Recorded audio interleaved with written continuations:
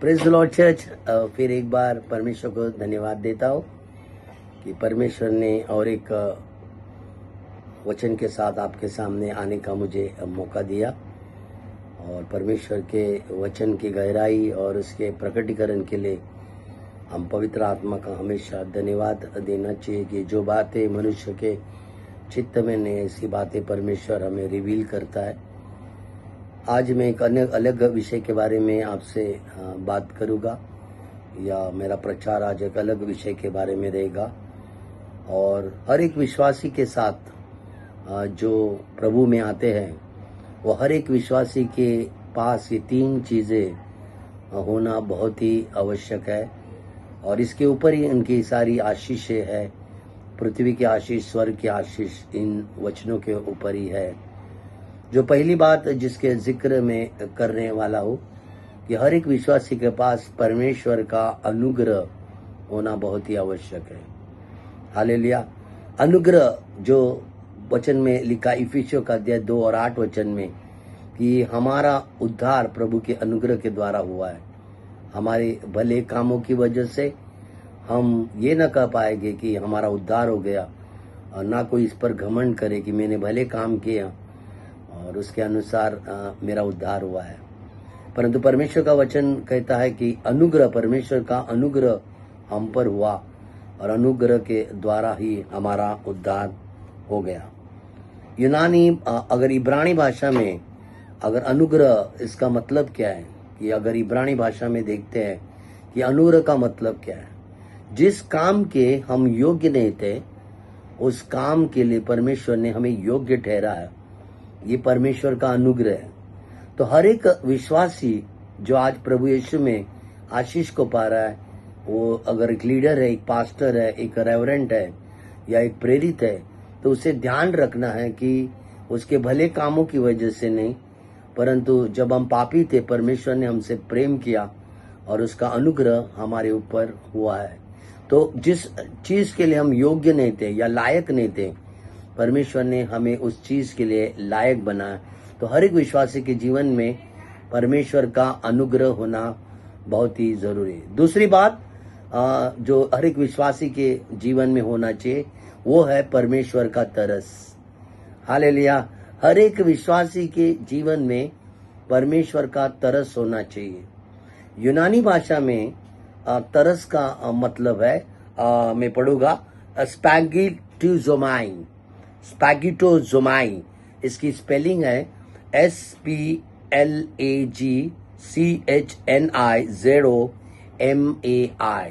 स्पैगिटोजोमाई का मतलब है किसी की दशा को, किसी की खराब दशा देखकर, एक व्यक्ति की खराब स्थिति को देखकर उसके भीतर से गहराई से व्याकुल होना, उसके लिए सहायता करने के लिए तीव्र इच्छा पैदा करना, अपने मन में एक इच्छा को मदद करना, इसे कहते हैं कि परमेश्वर का तरस। अगर मत्ती का अध्याय 9 और उसका 36 वचन को अगर हम पढ़ते हैं तो वहां पर परमेश्वर ने भीड़ को देखा और भीड़ पर परमेश्वर को तरस आया, क्योंकि वो प्रभु ने देखा कि वो जो भेड़े हैं, जो लोग हैं, उनका कोई चरवाहा नहीं और वो उनको कोई मार्गदर्शन करने वाला नहीं, वो तितर बितर हो जा रही है, वो भटक रही है और परमेश्वर का तरस आया। तो एक उदाहरण परमेश्वर ने वहां पर दिया कि जो, और प्रभु ने आगे जाके कहा कि खेत के स्वामी से प्रार्थना करो कि मजदूरों के लिए, ताकि फसल को काट सके। मतलब है कि तरस हमारे जीवन में प्रभु ने बहुत ही कम लोगों के ऊपर बाइबल में तरस का वर्णन किया हुआ है। आमीन। तो तरस का मतलब है अंदर से एक व्याकुलता आना, अंदर से एक तड़प आना, अंदर से एक इच्छा होना कि हम उस व्यक्ति के लिए मदद करें या उस व्यक्ति को तीव्र इच्छा को प्रकट करें। हालेलुया। तीसरी बात है जिसके बारे में हर एक विश्वासी के पास जो होनी चाहिए वो है परमेश्वर की दया। हालेलुया। दया का मतलब है इब्रानी भाषा में राखम, RACHAM। राखम का मतलब है किसी की दुख की स्थिति को देखकर उसकी सहायता करना, किसी की स्थिति को देखकर, दुख की स्थिति को देखकर उसकी मदद करना। याद रखना, कभी भी दया पहली नहीं आएगी, पहला तरस आएगा और उसके बाद परमेश्वर की दया आएगी। हालेलुया। हमारे जीवन में ऐसा कभी भी नहीं होगा कि परमेश्वर ने पहली दया किया फिर तरस कर। परमेश्वर हर एक तरस करने वालों के ऊपर ही दया कर सकता है। देखो, अगर बाइबल में इसके उदाहरण को देखेंगे तो बर्तमाई ने प्रभु को पुकारा जब आंखों का अंधा था, तो उसने परमेश्वर को पुकारा, ए दाऊद के संतान मुझ पर दया कर। तो प्रभु ने उसके कहने पर उस पर दया की। हालेलुया। अगर कोड़ियों के बारे में देखेगा मत्ती का अध्याय 8 में, तो कोड़ियों को प्रभु ने चंगा किया, क्योंकि कोड़ी जो गांव के बाहर रहता है एक रिस्क लेकर गांव के अंदर आया था और प्रभु ने कहा कि मेरी इच्छा है कि तू चंगा हो जा। हालेलुया। पर तरस के बारे में अगर उदाहरण को हम बाइबल में देखते हैं तो बहुत से कम लोगों के ऊपर परमेश्वर खुद जाकर उन पर तरस किया। और मैं आपका ध्यान आज ऐसे विषय के ऊपर में लाना चाहता हूं कि मरकुस का अध्याय 8 और उसका दूसरा वचन हम पढ़ेंगे कि मुझे इस भीड़ पर तरस आता है, क्योंकि ये 3 दिन से बराबर मेरे साथ है और उनके पास कुछ भी खाने को नहीं है। हालेलुया। तो प्रभु यीशु को तरस आया भीड़ के ऊपर। तो आज का मेरा विषय है जिसके बारे में मैंने आपको इंट्रोडक्शन दिया है, वो है कि परमेश्वर का तरस किन लोगों के ऊपर आता है, या आज अगर हमारे जीवन में परमेश्वर का तरस चाहिए तो मुझे किन चीजों पर ध्यान देना चाहिए। देखो, तरस बहुत ही जरूरी है। अनुग्रह तो हमको प्रभु से मिल चुका है, हालेलुया, पर दया कैसी मिलेगी? दया हमें तभी मिलेगी जब तरस रहेगा। इसका उदाहरण के तौर पर मैं वचन में जाने से पहले बताता हूं कि आप एक बर्गर की दुकान में आप बर्गर खा रहे और अचानक आपकी नजर एक बेगर के ऊपर, एक भिखारी के ऊपर आपकी नजर पड़ गई। हालेलुया। और आपको ये पता चला कि अरे वो तो बहुत दिनों से भूखा है और उसकी हड्डियां और उसका शरीर ये बता रहा है कि वो बहुत दिनों से कुछ खाया नहीं है। तो इसीलिए आप क्या करते हैं, अपने मन में व्याकुल होते हैं कि मैं किस तरह से उसकी सहायता करूं। और फिर आप दुकानदार से, जिस दुकान में आप बर्गर खा रहे हो, उस दुकान वाले से आप एक बर्गर लेते हो, आप उसको देते हो। वो दया है। पर पहला जो आपके मन में व्याकुलता आई वो तरस है, और फिर तरस का ट्रांसप्लेट एक्टिवेशन होता है, वो होती है दया।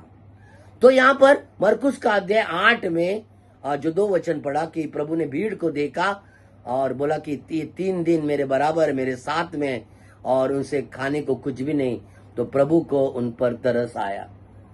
तो आज मेरा पहला जो उत्तर है आपके लिए कि परमेश्वर का तरस किन लोगों के ऊपर आएगा, तो उसका आंसर पहले वचन में लिखा है, वो है मार्क का अध्याय 8 और 1। उन दिनों में जब भीड़ बड़ी इकट्ठा हुई और उनके पास कुछ खाने को न था, तो उसने अपने चेलों के पास बुलाकर उनसे कहा। हालेलुया। तो यहां पर देखते हैं कि कई बार हम और आप भी भीड़ देखते हैं। आज की तारीख में, आज के जमाने में हर जगह पे भीड़ है। अगर मॉल में जाएंगे तो भीड़ है, बाजार में जाओगे तो भीड़ है, आप सड़क में जाओगे तो भीड़ है, रास्तों में जाओगे तो भीड़ है, आप ट्रेन में जाओगे तो भीड़ है। हालेलुया। आप बस में जाओगे तो भीड़ है, हर जगह पर भीड़ है। पर यहाँ पर जिस भीड़ का प्रभु यीशु को तरस आया और जिक्र किया, प्रभु को तरस इसके लिए आया कि ये भीड़ खाने के लिए नहीं, ये चमत्कार देखने के लिए नहीं, चंगाई के लिए नहीं, पर ये भीड़ परमेश्वर के वचन को सुनने के लिए आए थे। हालेलुया। कई बार प्रभु यीशु पहाड़ पर चले जाते थे, झील पर चले जाते थे, ऐसी कठिन जगह पर जाते थे जिनके ऊपर सामान्य व्यक्ति का आना बहुत ही कठिन होता था। ये इसलिए कठिन होता था क्योंकि हर एक व्यक्ति प्रभु का पीछा नहीं कर सकता है। केवल जो यीशु का शिष्य बनना चाहता है, उसके वचन का भूखा और प्यासा है, वही केवल पहाड़ों को चढ़ सकता है या झील के पार प्रभु के वचन को सुनने जाता है। लूका का अध्याय 53 में परमेश्वर ने कहा कि उन्हें धनवानों को खाली हाथ भेजा, परंतु जो भूखे थे उन्हें तृप्त किया। तो आज परमेश्वर का तरस अगर मेरी जिंदगी में चाहिए, तो परमेश्वर का वचन मुझे सुनना है, मानना है और उसके अनुसार मेरा जीवन जीना है, तो प्रभु का तरस आज आपके लिए खड़ा है। हालेलुया। परमेश्वर जो वचन के भूखे हैं, जो वचन के अनुसार चलते हैं, वो वचन के अनुसार आज्ञा पालन करते हैं, जो वचन को तोड़ते नहीं, वो वचन को जोड़ते हैं। इसीलिए उनके साथ प्रभु यीशु मसीह। इस वचन को थोड़ा सा बाहर लेके जाकर मैं आपको बताना चाहता हूं, जब प्रभु को उस पर तरस आया और प्रभु ने जब 4000 लोगों को जब खाना खिलाया और 60 टोकरियां बची, उसके बाद प्रभु यीशु ने फरीसी और हेरोदेस के खमीर के बारे में वर्णन किया। और उसके बाद मार्क का अध्याय 8 में 22 वचन से मैं पढ़ूंगा। वहां पर एक घटना हुई, वो मैं पढ़ना चाहता हूं कि वे बैतसदा में आए और लोग एक अंधे को उसके पास ले आए और उसको विनती की कि उसको छुए। वह उस अंधे के हाथ पकड़कर उस गांव के बाहर ले गया और उसकी आंखों में थूक कर उस पर हाथ रखे। हालेलुया। और उसने पूछा, क्या तुझे कुछ दिखता है? उसने एक आंख उठाकर कहा, मैं मनुष्य को देखता हूं, वो मुझे चलते हुए पेड़ों के जैसे दिखाई देते हैं। और उसने दोबारा उसकी आंखों के हाथ रखे और अंधे का ध्यान से देखा कि वह चंगा हो गया है और सब कुछ साफ साफ देखने लगा। उसने उससे यह कहकर घर भेजा, इस गांव में पांव न रखना। हालेलुया। मैंने आपको ये वचन सुनाते समय इस कहानी के पास लेके गया, क्योंकि इस जगह पर एक बैतसदा की नाम की जगह है और उस जगह पर प्रभु ने जब 4000 लोगों को खाना खिलाया, तो प्रभु यीशु स्वयं बैतसदा में गए। और जैसे बैतसदा में वो गए तो वहां पर उस गांव में एक अंधा था। कुछ लोगों को पता चला कि यीशु मसीह वहां पर आए, तो वो यीशु मसीह के पास उस अंधे को लेके आए। पर बाइबल बताती है कि प्रभु यीशु ने उस अंधे को अपना हाथ पकड़कर गांव के बाहर लेके गए और अपने हाथों पर थूक कर उसके आंखों पर लगाया। और जब आंखों पर लगाया तो उसे कहा कि तुझे क्या दिखता है? तो उसने कहा, मुझे बड़े बड़े मनुष्य पेड़ के समान दिख रहे हैं। प्रभु यीशु ने फिर से उसको थूक लगा के छुआ और प्रार्थना की। तब उसने कहा कि मैं अब सब कुछ देखता हूं। और जब प्रभु यीशु ने उसको देखा कि वो चंगा हो गया, तो प्रभु यीशु ने उसको एक इंस्ट्रक्शन दी। वो इंस्ट्रक्शन क्या है? वो इंस्ट्रक्शन थी कि इस गांव के अंदर भीतर प्रवेश न करना। हालेलुया। मेरा सवाल आपके लिए है, पहला सवाल इस कहानी में जो मुझे आपको पूछना है वो है कि प्रभु यीशु क्या उसी गांव में, उसी जगह पर उस व्यक्ति को चंगा क्यों नहीं कर पाए? प्रभु यीशु उसको गांव के बाहर लेके क्यों गए? तीसरा सवाल कि प्रभु यीशु ने उसके अपने हाथों पे थूक कर उसकी आंखों पर क्यों लगाया? और चौथा सवाल कि प्रभु यीशु ने उसको क्यों कहा कि तू इस गांव में फिर से मत आना। मेरे 4 सवाल है। सवाल नंबर 1 मैंने कहा, मैं फिर से दोहराऊंगा। सवाल नंबर 1 कि प्रभु यीशु ने उस अंधे को बैतसदा गांव में जहां लोग लेके आए थे चंगा क्यों नहीं किया? दूसरा, प्रभु यीशु ने उसको गांव के बाहर लेके क्यों गया? तीसरी बात, यीशु मसीह ने अपने हाथ पर थूक कर उसके आंखों पर क्यों लगाया? और चौथा सवाल कि प्रभु यीशु ने उसको क्यों कहा कि तू वापस इस गांव में प्रवेश न करना? हालेलुया। इस सारे सवालों का ताल्लुकात तरस के साथ जुड़ा हुआ है।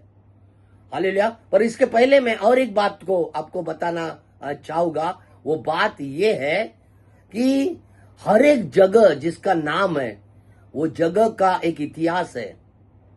हालेलुया। हर एक जगह जहां पर आप जाते हैं या बाइबल के अनुसार पढ़ते हैं, उनके नाम यूं ही नहीं रखे गए, पर उन नाम का एक आत्मिक अर्थ है। यहां पर जिस जगह पर प्रभु यीशु गए थे, उस जगह का नाम बैतसदा था। बैतसदा वो जगह है जो गलील के किनारे थे, जहां पर यीशु मसीह ने पतरस, यूहन्ना और याकूब को पहली बार वहां पर उन्हें जो मछली पकड़ रहे थे उनको कहा था कि आओ अब मैं तुम्हें मनुष्य पकड़ने सिखाता हूं। तो बेतसबा का मतलब यह है कि बेतसबा का मतलब है मछली का स्थान या मछली पकड़ने का स्थान।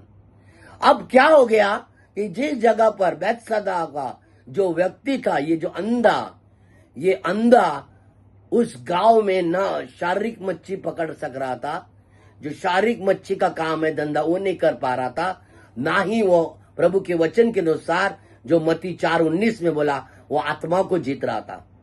तो इसीलिए उस जगह की जो आशीष थी उसके जीवन में काम नहीं कर पा रही थी, क्योंकि उस जगह की आशीष ये थी कि यहां पर जो मछली पकड़ने वाला व्यक्ति है उसको ब्लेसिंग्स है। परंतु ये जो अंधा था उसके जीवन में एक अंधापन था, वो हो सकता है शारीरिक अंधा और हो सकता है आत्मिक अंधा, परंतु ये जो आशीष की जगह थी वहां पर इसके लिए एक श्राप था, क्योंकि उसके आंखों का अंधा। और इसीलिए प्रभु यीशु ने ये देखा कि यहां पर अगर मैं इसको चंगा करूंगा तो मेरा वचन यहां पर टूट जाएगा। जो मैंने ब्लेसिंग्स इस जगह पर मछली का स्थान या आत्मा जीतने का स्थान है, वही व्यक्ति यहां पर ब्लेस हो सकता है, परंतु ये अंधा इसके लायक नहीं। आज हम चर्च में आते हैं, चर्च ये ब्लेसिंग का स्थान है, पर उस ब्लेसिंग के साथ में आप अपने पुराने जीवन को या गरीबी को, श्रापों को, अपने व्यभिचार को और गलत बातों को आप छोड़ेंगे नहीं तो वो ब्लेसिंग्स आपके जीवन में कभी काम नहीं करती है। और इसीलिए बहुत से विश्वासी चर्च में आते हैं, परंतु जो चर्च में लॉर्ड की ब्लेसिंग्स है वो उसे मिलती नहीं, क्योंकि उनके जीवन में भी एक आत्मिक अंधापन है, एक आत्मिक उनके जीवन में रुकावट है, जो प्रभु के वचन को तोड़ रहे हैं। प्रभु यीशु ने क्या किया? इस अंधे के ऊपर तरस खाया, और प्रभु यीशु ने पहली काम जो किया, जो बाउंड्री थी उस गांव की, वो बाउंड्री के बाहर उसको लेके गया ताकि परमेश्वर का वचन टूटे नहीं। जो बेतसबा का अर्थ था मछली का स्थान, मछली पकड़ने का स्थान, और ये जो बंदा था जिसकी आंखें नहीं थी और लोगों ने उसको लाया था, परंतु वो वहां पर कर नहीं सका, क्योंकि वचन उधर काम नहीं कर पाता था। इसीलिए प्रभु यीशु ने उसे बाहर लेके गया। दूसरी बात, यीशु मसीह ने अपनी थूक लगाकर उसके आंखों पर लगाया, क्योंकि जो भी उस जगह की ब्लेसिंग थी ये इसके लिए कर्स बन चुकी थी, इसके लिए श्रापित थी, ये अंधापन इसको आ गया था। अब प्रभु यीशु ने, जिसने सारी सृष्टि की रचना की, अपने मुंह के द्वारा बोला, उसने उसी मुंह से थूक निकालकर उसको फिर से रिस्टोर किया, उसकी आंखों पर लगाया, ताकि वो वचन उस बाउंड्री के बाहर, वो गांव के बाहर, अब यहां पर भी प्रभु का वचन जीवित हो गया। हालेलुया। अब प्रभु यीशु को पता था कि ये जो बंदा है वो फिर से अगर गांव में जाएगा तो ये कुछ मछली तो पकड़ेगा नहीं है, ना ही ये कोई मनुष्य को पकड़ने वाला है। इसीलिए प्रभु यीशु ने उसको बोला कि अब तू गांव के अंदर मत जाना, ताकि फिर से तेरी आंखें चली न जाए। Hallelujah, hallelujah. तो हम यहां से इससे क्या सीखते हैं कि जब भी आप चर्च में आते हैं, आप वचन में रहते हैं, तो प्रभु का तरस आपके जीवन में है। पर अगर आप वचन को इंपॉर्टेंट नहीं देते, वचन को तोड़ते, वचन के खिलाफ जाते, तो आप चर्च में आके भी आपको ब्लेसिंग्स नहीं। हालेलुया। दूसरी बात, प्रभु यीशु ने उस व्यक्ति को 2 बार प्रार्थना किया। ये वचन बताता है कि कभी कभी आपको बार बार प्रार्थना करना बहुत ही जरूरी है। आप परमेश्वर से बार बार प्रार्थना करते हैं, परमेश्वर का तरस आपके ऊपर आता है। तरस यूं ही नहीं आएगा या आपने कुछ बड़ी बात की, तरस क्यों आएगा? जब हम गिड़गिड़ा के रो कर हम प्रार्थना करेंगे। यीशु मसीह को इस व्यक्ति के ऊपर तरस आया, न जाने ये कई सालों से उस गांव में बेतसदा में रह रहा है और ये प्रार्थना करता रहेगा, ये बहुत से, पर इसके जीवन में फर्क नहीं आ रहा है, क्योंकि प्रभु ने जो अपने वचन को बोला है वो वचन को खुद कभी तोड़ेगा नहीं। और प्रभु यीशु ने भी इसका आदर रखा, वचन का आदर रखा, जो वचन वो स्वयं था उसका आदर रखा। वो गांव के बाहर गया और उसे चंगाई किया। हालेलुया, आमीन। अब मैं और एक वचन की तरफ, जिसके ऊपर प्रभु का व्यक्ति का तरस आ गया, उसकी ओर आपका ध्यान देना चाहता हूं। लूका का अध्याय हम 7 में 11वें वचन से पढ़ेंगे। थोड़े दिन बाद वो नाइन नाम के एक नगर को गया। उसके चेले और उसकी भीड़ उसके साथ जा रही थी। जब वो नगर के फाटक के पास पहुंचा तो देखो, लोग एक मुर्दे को बाहर लिए जा रहे थे, जो अपनी मां का इकलौता पुत्र था, और वह विधवा थी, और नगर के बहुत से लोग उसके साथ थे। उसे देखकर प्रभु को तरस आया। उसने कहा, मत रो। तब उसने उसके पास आकर अर्थी को छुआ और उठाने वाले ठहर गए। तब उसने कहा, ए जवान, उठ, मैं कहता हूं। तब वो उठा और बोलने लगा, और उसने उसको उस विधवा के हाथों में सौंप दिया। तो यहाँ पर और एक कहानी है कि यीशु मसीह एक नाइन की जगह पर प्रभु गए, और उस जगह पर प्रभु यीशु ने एक अर्थी को देखा, और एक जवान लड़का मर चुका था, और उसकी माँ का कोई पति नहीं था, वो विधवा थी। और वो विधवा जब उस जगह पर रो रो कर अर्थी लेकर लोग जा रहे थे, रो रहे थे, तब प्रभु यीशु ने देखा उस स्त्री को, और प्रभु को तरस आया उस स्त्री पर, और प्रभु यीशु ने उस जगह पर उसको रुकाया, अर्थी को रुकाया, और अर्थी को हाथ लगा के प्रभु यीशु ने कहा कि उठ जा, और वो लड़का उड़ गया, और वो चंगा हो गया, और उसकी माँ। तो मेरा सवाल है कि एक मरा हुआ व्यक्ति कैसे जीवित हो गया? इसका सवाल का एक जवाब एक शब्द में है, वो शब्द है नाइन। जो गांव का नाम है नाइन। नाइन का मतलब है सुंदर, मनोहर, आनंददायक। हालेलुया। इस जगह का नाम आनंददायक थे। ये नाइन जगह उस जगह पर आती है जो पुराने करार में एलिशा ने सुनमेन के एक लड़के को जिंदा किया था। उस जगह के पास ये नाइन आती है। और इस जगह का जो ब्लेसिंग था, इस गांव का जो ब्लेसिंग था, बस सदा गांव का ब्लेसिंग ये था कि वो मछली पकड़ने का स्थान था। पर नाइन जगह कर ये जो है, इस जगह का ब्लेसिंग ये था कि यहाँ पर कोई भी दुख की घटना नहीं होगी, या कोई खराब बात नहीं होगी, या सब कुछ सुंदर होगा, मनोहर होगा, और आरामदायक होगा, और सब कुछ आनंददायक होगा। अब प्रभु यीशु ने क्या किया कि जब मैंने नाइन को ब्लेस किया है, आनंददायक होने के, तो यहाँ पर मेरा वचन टूटने न पाए, वो मुर्दे को भी परमेश्वर ने जिंदा कर दिया। क्योंकि प्रभु अपने वचन का वैल्यू करता है। क्योंकि उस वचन, उसमें ये दुख की घटना हो गई थी, और गांव के अनुसार, उस परिस्थिति के अनुसार उसने क्या किया कि उस विधवा के लड़के को जो दुखी थी, और औरत को दुखी थी, और उसका बेटा मर गया था, आगे जाके वो औरत उस बच्चे को वो जो भी क्रियाक्रम करने के बाद जिंदगी भर दुख भरी रोटी खाने वाली थी। तो प्रभु यीशु को उस पर तरस आया, और प्रभु यीशु ने उस जगह के अनुसार वो वहां पर ब्लेसिंग की। देखो, आपके लिए दो जगह है। एक जगह है चर्च, जहां पर आपको ब्लेसिंग्स है। दूसरा, स्मशान की जगह पर आप ब्लेसिंग्स नहीं बोल सकते, उधर कर्स है। यहां पर हमने दो उदाहरण देखे। एक उदाहरण जिसको प्रभु को तरस आया, वहां पर उस जगह का नाम ब्लेसिंग्स का है, जहां पर उस नाम की वजह से जो रहेगा, जो वचन के अनुसार रहेगा, जो वचन में फॉलो अप करेगा, उसको ब्लेसिंग होगी। पर वो अंधा वहां पर कर्स बोल के आया था। और दूसरी जगह पे इस उदाहरण में हम देखते कि यहां पर ये जगह है, ये ब्लेसिंग है, पर यहां पर दुख आया। और दोनों जगह पर परमेश्वर का वचन है। हालेलुया। और इसीलिए प्रभु ने दोनों जगह पर वचन नहीं तोड़ा। तो मैं आपको उसी मरकुस का अध्याय 8 और दूसरे वचन की तरफ लेके जा रहा हूं कि प्रभु को भीड़ पर तरस आने का पहला काम कि परमेश्वर के वचन को तोड़ना कभी भी नहीं, उसका शिष्य बनना, उसका पीछा करना, प्रार्थना करना। हालेलुया। परमेश्वर के वचन में बने रहना, वचन के साथ चलना, वचन तोड़ना नहीं कभी भी। यहां पर दोनों जगह पर प्रभु यीशु ने वचन को तोड़ा नहीं। एक जगह पर अंधा गया, उसको प्रभु ने गांव के बाहर लेके गया और वचन को करेक्ट कर लिया। जो वचन था उसको, उसकी जिस जगह को जो ब्लेसिंग थी वो प्रभु ने करेक्ट कर ली। हालेलुया। तीसरी बात कि प्रभु यीशु का तरस किसके ऊपर है? मरकुस का अध्याय 8 और तीसरा, यदि मैं भूखा घर भेज दूं तो मार्ग में थक कर रह जाएंगे, क्योंकि इन्हें कोई भी दूर दूर से आया हुआ है।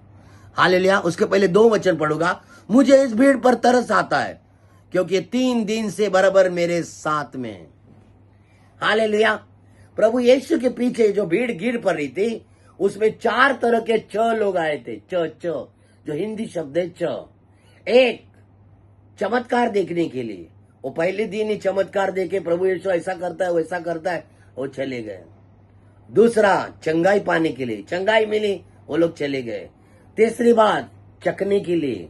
हालेलुया। जो प्रभु यीशु रोज लंगर लगाते थे, भोजन देते थे, हजारों लोग खाते थे। यहाँ पर भी इस भीड़ में 4000 लोग शुरुआत के दिन से नहीं थे, कम से कम 20,000 लोग थे, पर लास्ट के दिन में 4000 लोग बचे जो शिष्य बनना चाहते थे, वचन को पकड़कर चलना चाहते थे। हालेलुया। तो दूसरी बात कि जो यीशु का शिष्य बनना चाहता है, क्योंकि इस वचन में लिखा, या 5000 की रोटी खिलाने वाले दोनों उदाहरण में आप देखें कि रोटी खाई किसने? शिष्य ने। हालेलुया। शिष्य ने रोटी। तो प्रभु ने क्या कहा?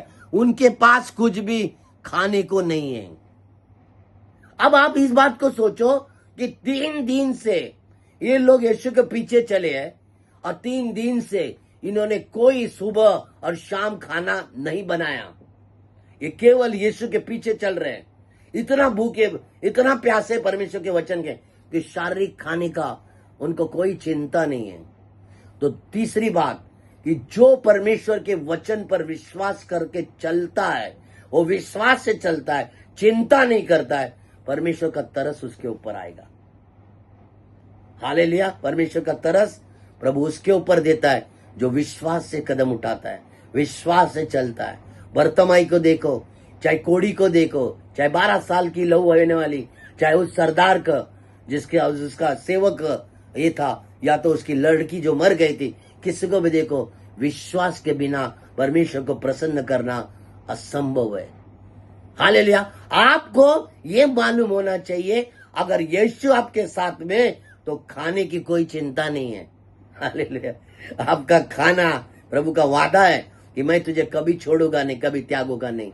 न तू भूखा रहेगा, न तू प्यासा रहेगा।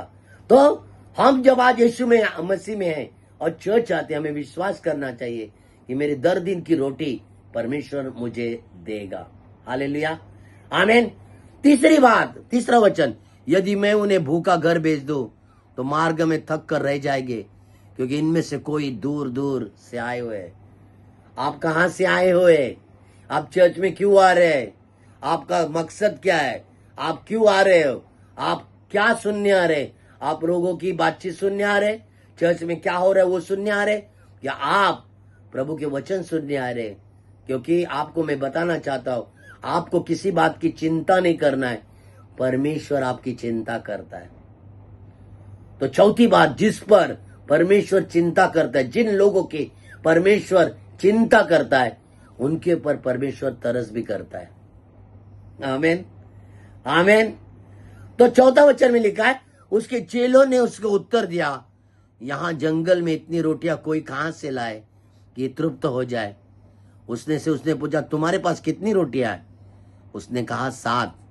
तब उसने लोगों को भूमि पर बिठाने की आज्ञा दी, और वे 60 रोटी ली और धन्यवाद करके तोड़ी और चेलों को देता गया, और उनके आगे उन्होंने लोगों के आगे परोसा। यहां पर एक महत्वपूर्ण सिद्धांत परमेश्वर ने हमें दिया है कि जो व्यक्ति आज आपके पास जो कुछ है, वो जब परमेश्वर को आनंद से देता है, तो प्रभु यीशु वहां उस चीजों को मल्टीप्लाई करता है।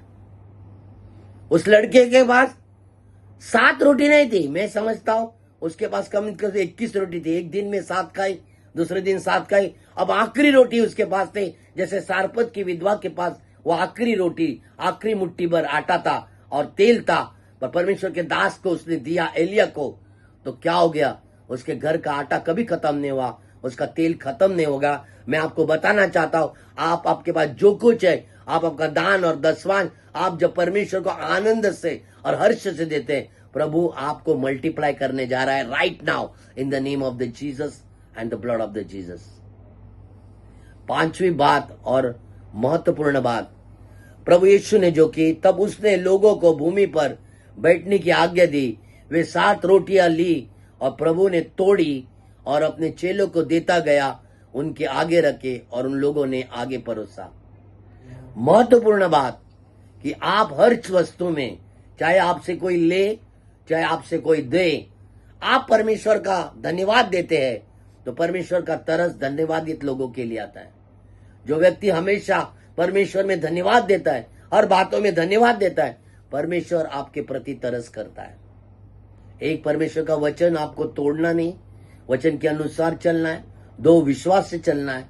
तीसरी बात, परमेश्वर आपकी चिंता करता है। चौथी बात कि आप परमेश्वर को जो कुछ देते हैं वो बहुगुणित होता है।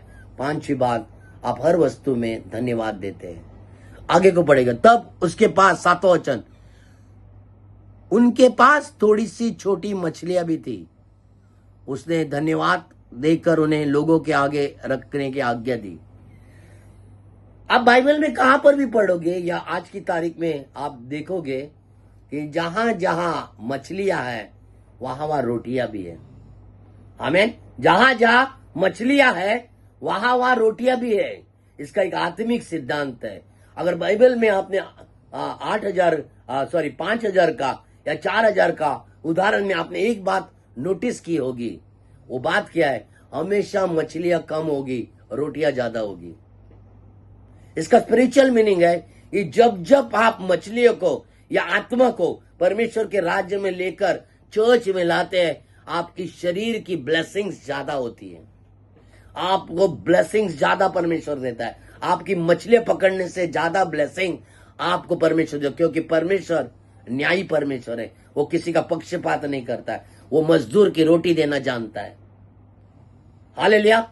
ये संबंध है मछली का और रोटी का। एक संबंध है कि जहां मछली है वहां आपका बंदोबस्त है, जहां आपका सुसमाचार है वहां पर रोटियां है, वहां पर आपकी शरीर की सारी जरूरत है। हालेलुया। आखिरी सिद्धांत इसका है कि वो रोटियां आगे लेकर जाने वाले कौन थे? शिष्य थे। तो परमेश्वर की जो सेवा करते हैं उन्होंने रोटियों को बांटा बांटा बांटा बांटा। चेले लीडर लोगों ने बांटा बांटा। क्या हो गया? रोटियां बहुगुणित होगी। 60 टोकरियां बच गई। और वो किसको मिली? सेवा करने वाले को। तो परमेश्वर की जो सेवा करता है, परमेश्वर का तरस उसके ऊपर हमेशा है। हालेलुया। हमें और आपको परमेश्वर ने उसकी सेवा के लिए चुना है। अगर आज आप सेवा में परमेश्वर का सब कुछ देते, तन मन धन से सेवा करते, तो परमेश्वर की आशीष आपके पास है। अपनी आंखों को बंद करे, प्रार्थना करे इस वचन के लिए। पिता परमेश्वर, हम धन्यवाद देते आज के सुंदर वचन के लिए, आज के प्रभु इस प्रकटीकरण के लिए धन्यवाद देते। बेतसदा और नाइन के लिए धन्यवाद देते हैं कि आपने दोनों जगह पर अपने वचन को तोड़ा नहीं।